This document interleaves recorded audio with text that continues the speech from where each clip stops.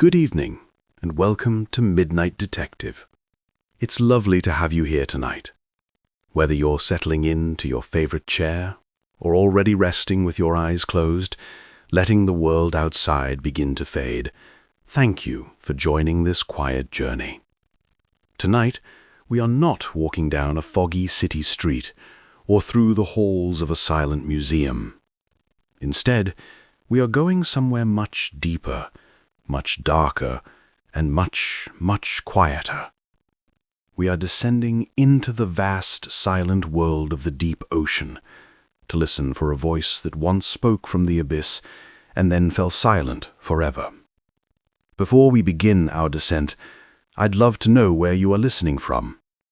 It's a comforting thought to know this shared quiet is stretching across cities and continents, and maybe even oceans. If you find that these gentle mysteries help you to unwind, please do consider leaving a like or subscribing to the channel.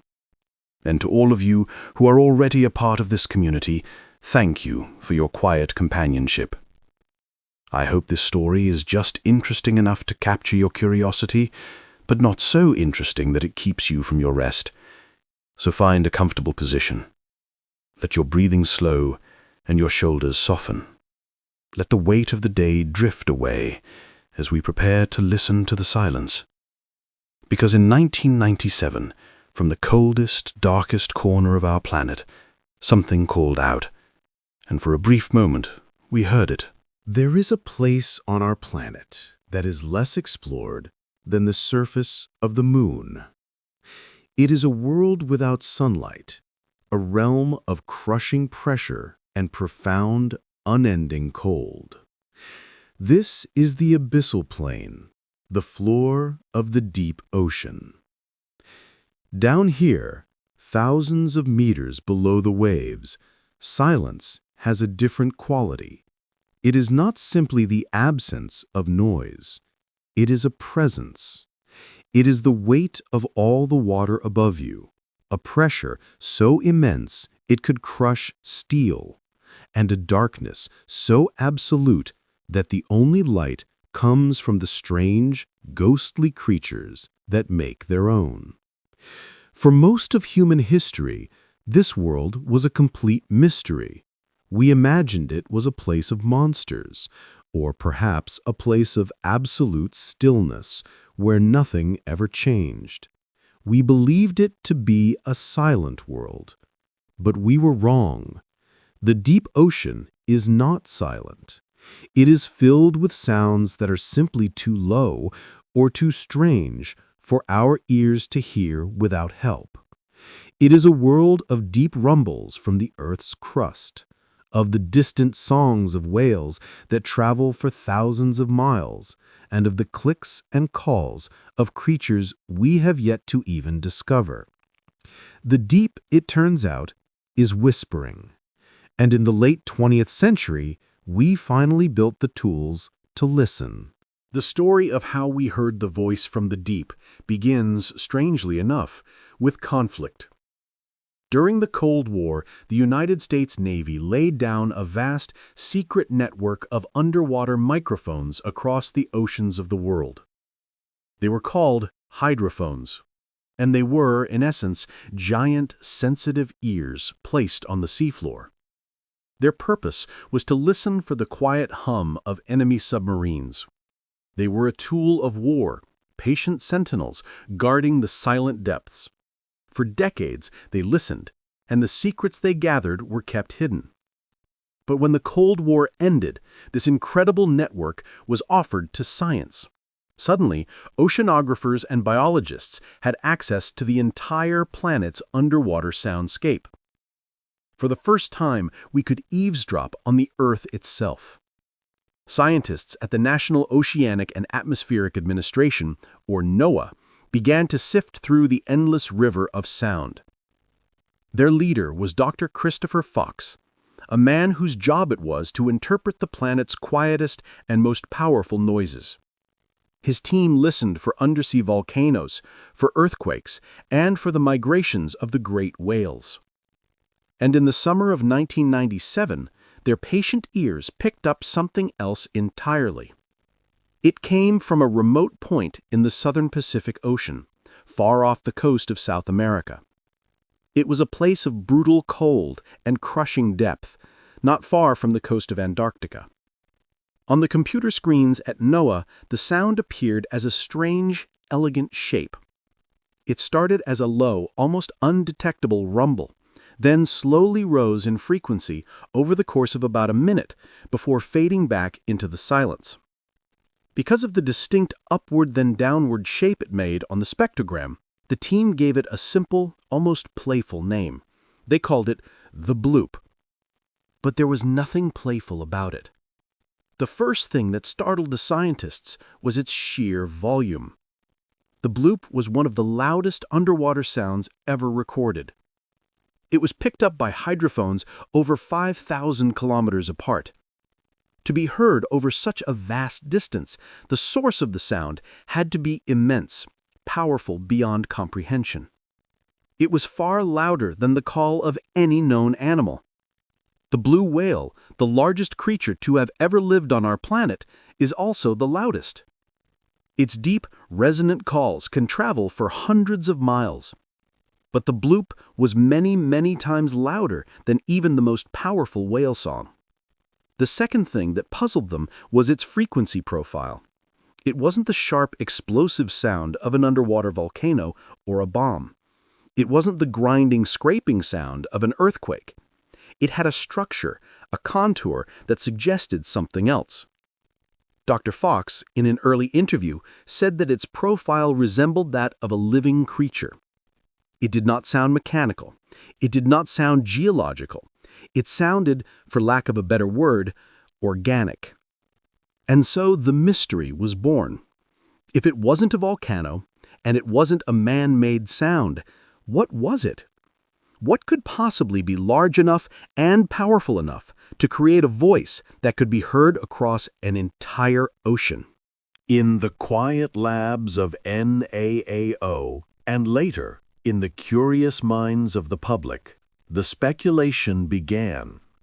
And the most captivating theory was also the most romantic and the most terrifying.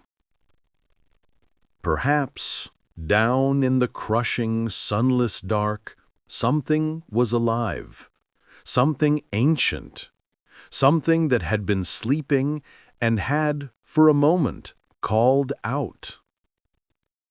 The mind naturally drifts to such ideas. The ocean is the last great wilderness on our planet, and its deepest trenches are a world away from our own. We know that extreme pressure and cold can cause life to grow to enormous sizes, a phenomenon known as abyssal gigantism. We see it in giant squid and giant isopods. So what if there was a creature that followed those same rules, but on a scale we had never imagined? A creature far larger than the blue whale, a life form built of pressure and cold, living its life in a darkness we can barely comprehend. For years, this was the image of the Bloop. It was the call of a leviathan, a monster from a forgotten age. It was a humbling and deeply unsettling thought that in the 21st century, with all our technology and knowledge, there could be a creature of such magnitude living in our own oceans, completely unknown to us. The sound had been recorded, but the creature was never seen. No expedition could find it. No submarine could reach the source. There was only the sound, a single, lonely call from the deep that was, crucially, never heard again. The Bloop became a modern myth, a ghost story for scientists. It was a perfect mystery, a single powerful piece of evidence, and a universe of silent possibilities. It was the planet's greatest secret. But science, like a patient detective, continues to work even when the trail seems to have gone cold. It listens, it gathers more data, and it waits for the whispers to form a clearer sentence. And over the next decade, as the scientists at NAAO continued to listen to the ocean, they began to hear other, similar sounds. They heard deep groans and rumbles coming from the Arctic and from the waters around Antarctica. These sounds were also incredibly powerful, also of a very low frequency. They were the sounds of ice. They were not the gentle crackle of a frozen pond. They were the sounds of mountains of ice, of glaciers the size of entire countries, moving, cracking, and breaking apart. They were the sounds of immense icebergs scraping along the ocean floor and of giant pieces calving off the ice shelves and falling into the sea. Scientists gave these sounds a name. They called them cryoseisms, or icequakes. And as they studied the signature of these icequakes, they noticed something familiar. They had that same distinct upward, then downward contour. They had that same low-frequency profile. They looked, on the spectrograms, remarkably like the Bloop. A new theory began to form, one less romantic, perhaps, but no less filled with a different kind of wonder. The scientists at NAAO went back to the original recording from 1997. They pinpointed its location more precisely. The source of the Bloop was not far from the coast of Antarctica, a region of immense, shifting glaciers. The evidence began to align. The sound was not the call of a lonely monster. It was the voice of the ice itself. It was the sound of a truly colossal iceberg fracturing and breaking away from a glacier. The slow, groaning rumble was the sound of a piece of ice, possibly many kilometers in size, cracking and scraping against the rock of the seafloor. The sheer power of such an event would be enough to create a sound wave that could travel across an entire ocean. It would be a sound of unimaginable force, yet it would be generated by a process that was slow, natural, and perfectly organic in its acoustic signature. By the late 2000s, NAAO had reached a quiet consensus. The mystery of the Bloop was most likely solved. The voice from the deep did not belong to a creature, but to the planet itself. And perhaps there is a small sense of disappointment in that. The idea of a great, unknown Leviathan is a powerful one. It speaks to our love of the unknown and our desire for the world to still hold grand, undiscovered secrets. But there is another way to see it, a way that is, in its own way, just as awe-inspiring. To think of the sheer scale of our planet's geology, to imagine a piece of ice so vast that its breaking sounds like the call of a monster, to understand that the Earth is not a silent, static rock, but a living, breathing body, filled with groans and whispers and deep, powerful sighs. The Bloop did not reveal a hidden creature, but it did reveal a hidden process. It gave us a sense of the immense, slow power of our coldest places.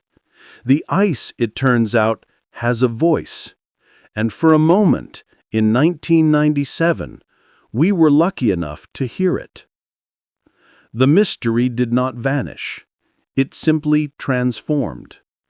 It became a story not about what might live in the ocean, but about the life of the ocean itself. A story of forces so great They can only be measured in millennia and in sounds that we are only just beginning to understand. And so, the deep ocean returns to its perceived silence. The hydrophones continue to listen, capturing the songs of whales and the rumble of distant volcanoes. But the bloop has not returned. That specific, powerful voice remains a singular event, a ghost in the machine.